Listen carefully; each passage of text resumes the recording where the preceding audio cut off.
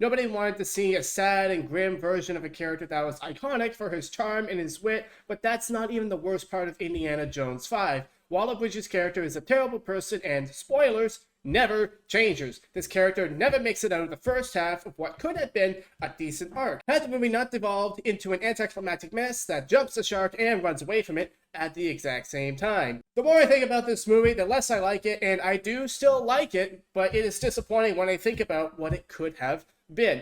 Here are the top 3 reasons why Indiana Jones and the Dial of Destiny is a disappointing good movie. And stick around to the end because I'm actually going to rewrite this movie and make it 10 times better. Let's start with what everyone loves to hate. A strong female character. She is the kind of girl to get engaged and sell the ring for profit and laugh it off to her fiance's face.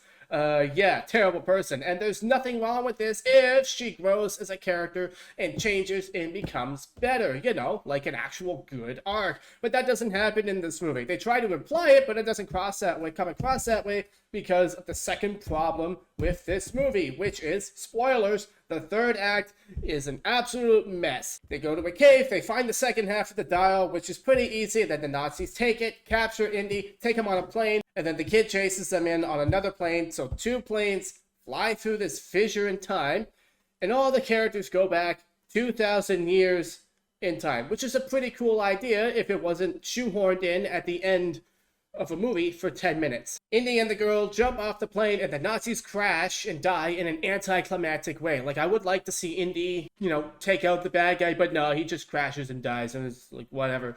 It's this movie is pretty anticlimactic, I'm not gonna lie. And you know, Indiana Jones, he's old and depressed and he wants to stay and explore the world in that time period, but the girl is like, no. She punches him out and they fly back just in time and Indy wakes up in his home and Miriam comes back to him. Yay, it's kind of a happy ending, but the problem is that it's all over the place. You know, typically Indiana Jones' third acts are really well contained and take place in a particular place, but this one just hops from place to place, and then makes it very difficult for the personal arcs to be wrapped up in a nice and neat way.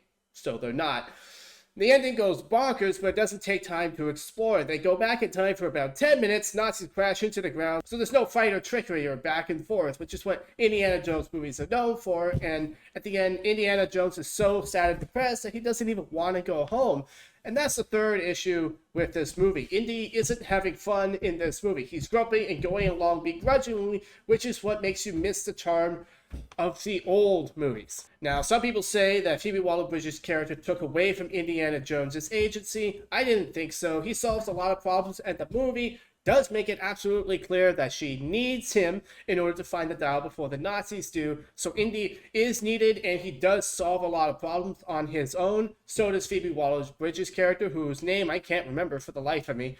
But the big issue is that they made his life so sad. Like, his son from the fourth one died in the war and Miriam left him. So in the end, he's just an alone, grumpy old man. That's not what I wanted to see Indiana Jones as. So in the end, when they go back in time, he doesn't even want to go back home, which is really sad. It's not necessarily bad writing to take a character, put them through tough times, but when the character is iconic for being able to have fun while he's in danger, it kind of just takes away from him when you have a sequel where he's just all grumpy and not enjoying himself at all. Considering the character's legacy, that's part of what made him so charming and likable. And this movie doesn't seem to understand that and doesn't seem interested in carrying that on at all. It does have a lot of good action. To have a sad and depressed Indiana Jones just doesn't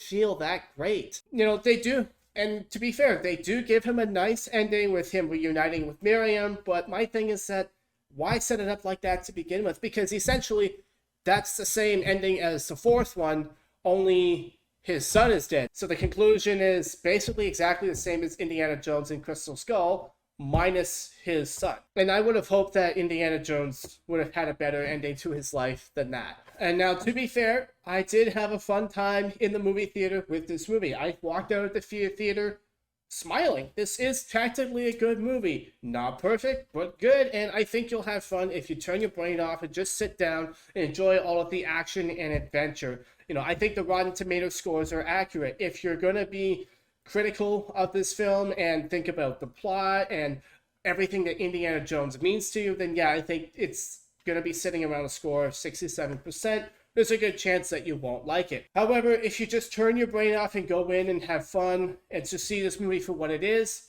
you're more likely to have fun. And at the end of the day, that is a bit of a shame because this movie kind of relies on you in order for you to enjoy this.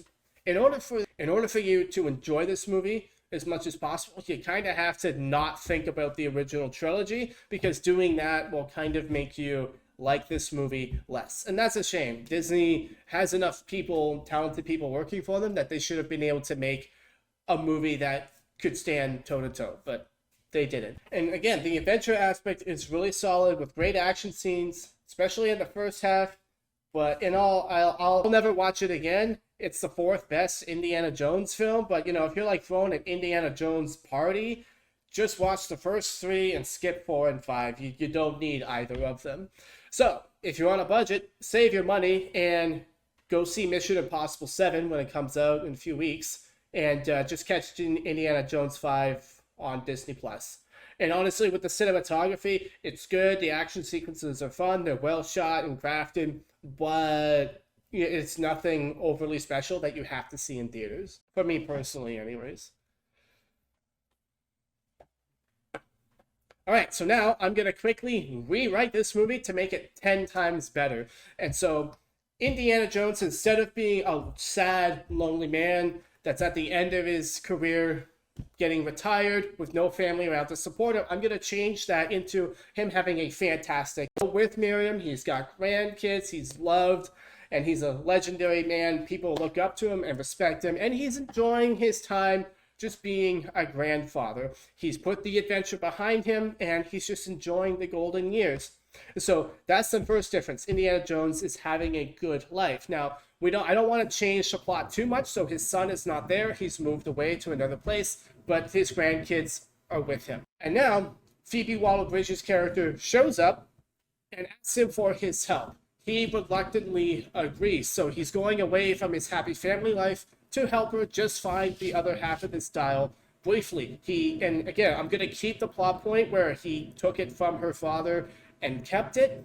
He gives it to her, but turns out, again, just like in Indiana Jones 5, the Nazis are looking for it, and she, being a bad person, was just trying to trick him so that she could get it and sell it. So that plot point is the same, but she's pulled Indiana Jones away from his good life, and again, she is a bad person. And instead of them going on a boat to find the second half or find something, instead of them going on a boat and diving, I'm going to pull that back and just make the Nazis capture them and make them, no, I'm going to pull that back and make them run and find it, go straight to the cave because they figure out where it is. Let's see. So I'm going to make it so that the Nazis already have the second half, and Indiana Jones and Phoebe Waller-Bridge are now running away from them, and they get captured, and then in the second act, they get captured, taken on a plane through the portal into the past. And now the entire third act of the film is going to be them in the past trying to get back to a portal to get home. And what this allows us to do is to have Indiana Jones and Phoebe Waller-Bridge's character and the kid running away from both the Greek army and the Nazis that came back in time. So now we have all of this massive opportunity for lots of double crossing and back and forth. And this is good for Phoebe Waller-Bridge's character because now she can actually have an arc where she realizes that she tricked Indiana Jones, she pulled him away from his family, and she feels bad. And the Nazis shoot the kid, and now she desperately needs to get the kid back into the future so that she can give him the proper medicine he needs to save him. And she realizes that the most important thing is family, not money. And Indiana Jones says something to her like, "You've always been family to me," or something like that. And her character actually changes and has a decent arc. And Indiana Jones and her character both kill the Nazis, which is a much more climactic ending. They get back to the portal just in the nick of time, and Indiana Jones has a lot more motivation to get back to his family instead of what we get in the Indiana Jones 5 that we got, where he's just depressed and he wants to stay there. I think that's going to be a much better movie overall. And so that's kind of my feeling on how to rewrite this movie. is you give Phoebe Waller-Bridge a chance, her character a chance to actually, regret the tricking Indiana Jones and pulling him away from his family. Indiana Jones has a good family life, and now he has really strong motivation to get back and kill the Nazis and get back. I think that would have made a much better film. You just change a few of those things, this movie could have been 10 times better. But they didn't do that, and so yeah, my thoughts on Indiana Jones 5. You can see it in theaters if you turn your brain off and just have a good time. But if you're really big Indiana Jones fan and you're expecting something you're like really, really great, I'd save your money, watch it on Disney Plus, and just go see Mission Impossible 7 instead next week.